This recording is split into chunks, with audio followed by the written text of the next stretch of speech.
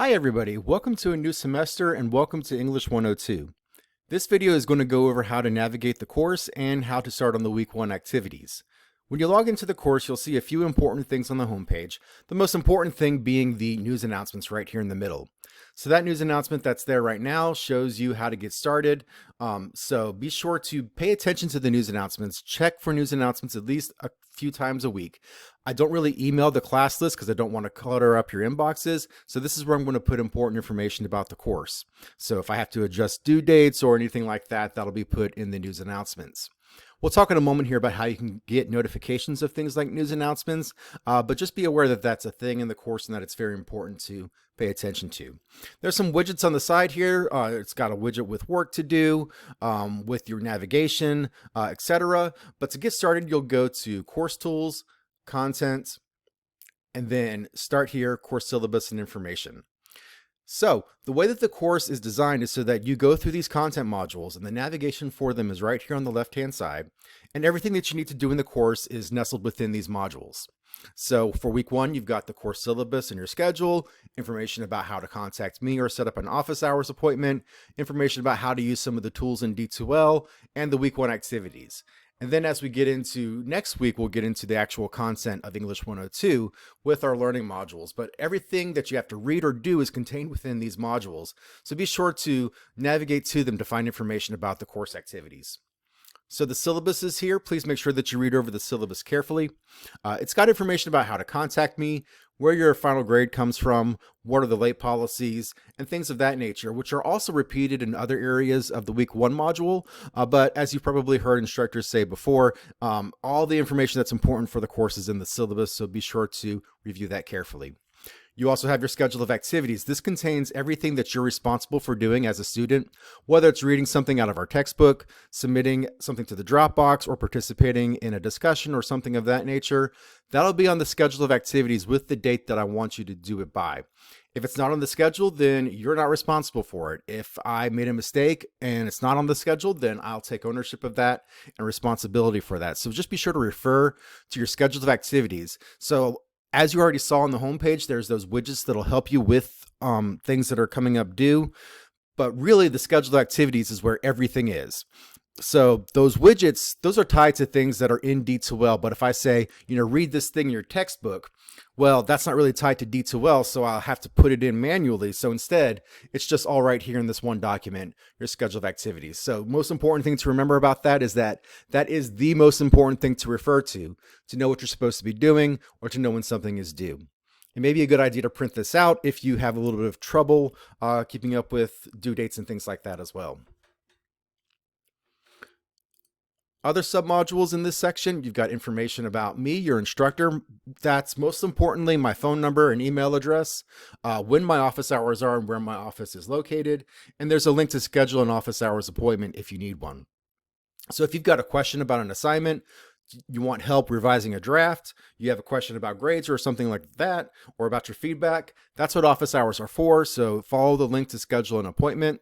I can also accommodate some appointments outside of office hours if you need that, but be sure to reach out to me if you need any help with anything. That's what office hours are for. So I am available to help for any of those reasons.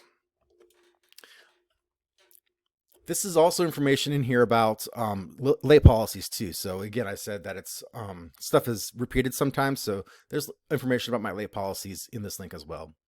The information you need to know submodule. So English Department Student Responsibilities. This is a handout that the department asks us to distribute to students that just gives them an idea of what habits they have to develop to be successful in English courses at Midlands Tech.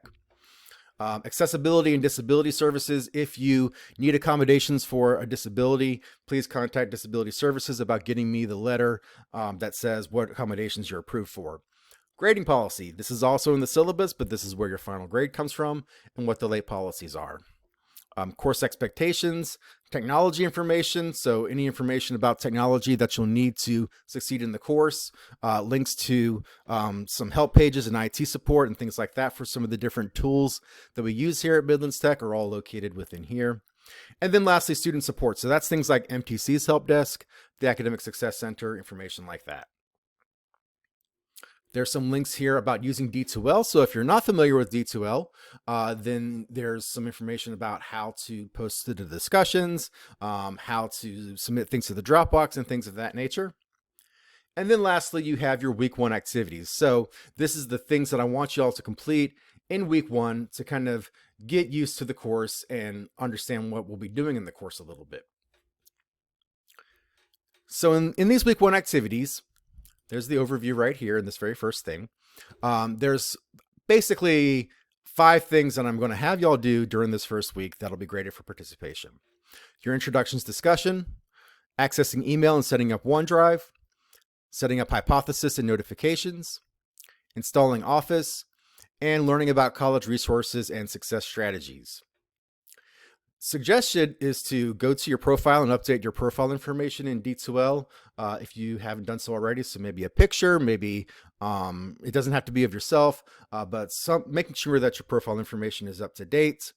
And then looking at maybe your emails and cleaning out your email inbox, and then looking over the course calendar and the scheduled activities, especially looking ahead to Unit 1 just a little bit. So that's an overview of the first week activities. There's also a checklist. If you use the navigation arrows here at the top to go to the next thing in the module, we've got this checklist right here that repeats all that information. So as you do it, you can check it off, and then you'll know that you've done everything that you got to do for the week. If I navigate forward again, learn how to earn an A in the discussion board. This goes over the discussion expectations. Basically, how do we participate as a class and contribute ideas to the discussion board that are that advance the class forward. And then you have your introductions discussion. Well, first you got your English 102 boot camp, which is in 4 different parts. As long as you complete them by the deadline that's indicated in the schedule of activities, I don't care when you complete these, you can do them all in one day, or you can spread them out throughout the week. But this is part 1. So email and cloud storage. First thing I want you to do is make sure that you can access your email, and then access your OneDrive account that you're provided as a Midlands Tech student. Go into OneDrive, set up an English 102 folder, and share it with me, and that's your participation for this first part of English 102 Bootcamp. I'll receive an email when you successfully share your OneDrive folder with me, and I'll just go through and check it off. So you don't have to submit anything to the Dropbox to complete this activity. You just got to do the things that it says right here, and then I'll check it off for you in D2L. Down here at the bottom, if you want to set up your OneDrive to sync with your tablet or your smartphone or your desktop, there's instructions down there at the bottom for how to do that. So for example, if you've got something that you've been working on your phone and you want to get it to your computer so you can more easily edit it or submit it to the Dropbox, really great to have all that stuff synced together. So there's the instructions on how to do that. Part 2 of English 102 Bootcamp is setting up notifications and setting up hypothesis. So hypothesis is a social annotation tool that we'll use in this class a little bit this semester. You just follow the link and then log in or sign up for your free account. And once you sign up for an account, anything that shows me that you signed up for an account, like your confirmation email or the page that says, hooray, you signed up for your account, anything, I'm not really looking for anything specific here, but just anything that shows me that you signed up as I asked you to is enough evidence for me. So sign up for hypothesis. By the way, if a link isn't working for some reason, you can always right click, copy the link and paste it into the browser and follow it that way. So if there's any broken links, please let me know. But that's a good way to get to the link if it doesn't seem to be working for your particular device. So hypothesis and then signing up for notifications in D2L. There's 2 ways to do that. One of them is to download the Brightspace Pulse app and sign in. The other one is to sign up for notifications by going up to your profile and clicking on notifications and registering your email and your phone number. So either or, you don't have to do both, but sign up for one of those so that you get notifications from D2L. All right, so sign up for hypothesis, sign up for notifications, take screenshots to show me that you did those things. By the way, there's a link right here that shows how to take a screenshot if you're not quite sure how to do that on the device that you're using. And submit those screenshots to the Dropbox to receive credit for part 2 of English 102 Bootcamp. Part 3 is setting up Microsoft Office. So students get access to Microsoft Office. You can download a full version to your computer in order to take advantage of the full services and features that are available in those softwares, which I encourage you to do because there are some things that I might ask you to do in an assignment that requires the full features that aren't there in Office 365. So these are the instructions on how to access your student account and download Office to your computer. At a minimum, I would recommend downloading Word and PowerPoint to your computer. So do that. If you have any trouble with that, you can call the IT help desk or you can reach out to me. But do that, take a screenshot showing that it's on your computer and submit that to the Dropbox for day 3 of boot camp or part 3 of boot camp. And then the final part. So the student lingo workshops that you have access to as a Midlands Tech student, follow this link to find them. Register, log in, and then there is a section on learning to learn. So be sure to look at that section in particular, the learning to learn section. Choose one of the workshops to complete. Most of them are 15 to 25 minutes, doesn't take very long. And once you complete it, you get a certificate. Please submit that certificate to the Dropbox for your participation credit.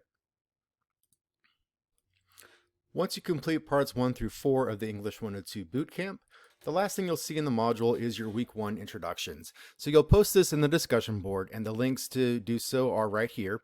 But basically you're introducing yourself, and this is very informal, so there's no right or wrong answers, but just introduce yourself to the class. But in this case, instead of typing something out, create a video. There's instructions in the forum here that tell you how to create a video in D2L. It can be done on your computer or on your mobile device. And of course, if you're having any trouble doing that, you can always reach out to me, but hopefully it's pretty self-explanatory. This is one of the first times I've had students do a video introduction, so we'll see how it goes, but please reach out to me if you're having any trouble. There's some things to keep in mind as you go throughout the week in your discussion, but be sure to post your discussion reply to some of your peers by the time the discussion closes, which is indicated in the schedule of activities. And it's also indicated in D2L if you look at the activity as well. So that is pretty much your introduction to the course. So if you reach out to me if you have any questions, but I look forward to working with all of y'all this semester.